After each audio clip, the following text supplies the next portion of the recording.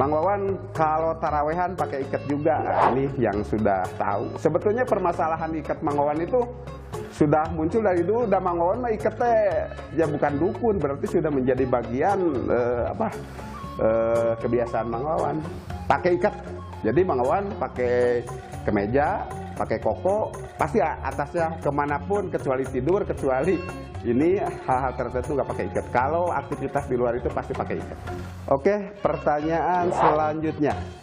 Tradisi mendekati Lebaran.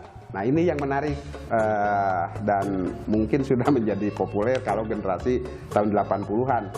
Biasanya tradisi menjelang Lebaran ini biasanya suka ada yang disebut dengan polah atau ngolah.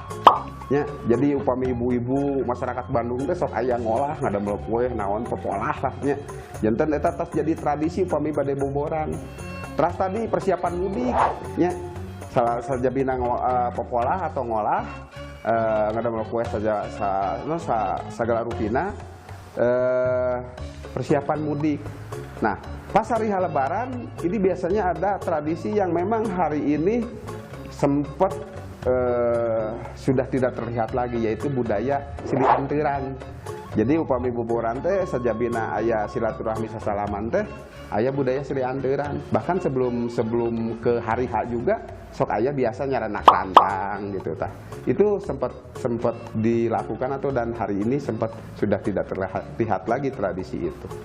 Nah, wargi Bandung, demikian beberapa pertanyaan yang bisa Mang Wawan jawab kali ini. Jika wargi Bandung memiliki pertanyaan seputar dengan seni budaya, khususnya seni budaya Sunda, boleh di DM ke IG-nya Mayang Sunda. Demikian, wassalamualaikum warahmatullahi wabarakatuh. Cagram Pes.